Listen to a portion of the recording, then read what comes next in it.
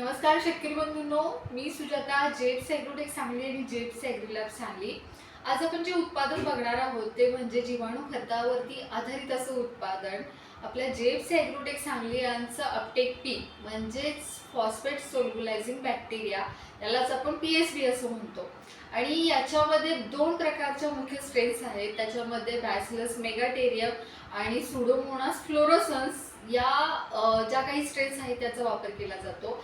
आणि हे जे उत्पादन आहे ज्या वेळेला आपण आपल्या जमिनीमध्ये वापरतो, तर हे जे बॅक्टेरिया जे आहेत ते आपल्या जमिनीमध्ये जो काही अविद्राव्य आणि स्थिर स्वरूपामध्ये असणारा जो काही स्फुरद आहे तो विद्राव्य स्वरूपामध्ये रूपांतर करून तो पिकाला उपलब्ध करून देण्याचं काम हे बॅक्टेरिया करतात। आणि त्यामुळे आपल्या पिकाची जी काही फॉस्फरसची गरज आहे ती तो पूर्ण केली जाते आणि 35 ते 40% फॉस्फरसची जी काही खतं आहेत त्याच्यामध्ये आपली तिथं बचत केली जाते।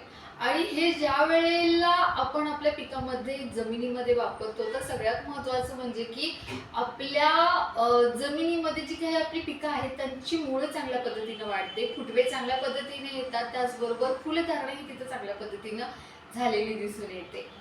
त्याचबरोबर जी काही रासायनिक स्फुरदयुक्त खतं आहेत त्या खतांमध्ये सुद्धा तिथं आपल्याला 30 ते 40% बचत झालेली दिसून येते। त्यामुळे आपला खर्च जो आहे तिथं कमी होतो आणि जे उत्पादन आहे तिथं आपल्याला वाढलेलं दिसून येतं।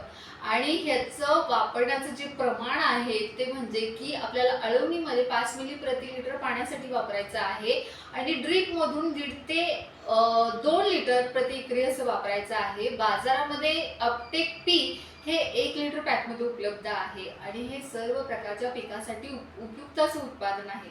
त्यामुळे आपल्या पिकाची स्फुरदची गरज भागवण्यासाठी त्याचबरोबर जमिनीमध्ये असलेला स्फुरद आपल्या पिकाला उपलब्ध करून देण्यासाठी आजच वापरा जेप्स ॲग्रोटेक सांगली यांचं अपटेक पी।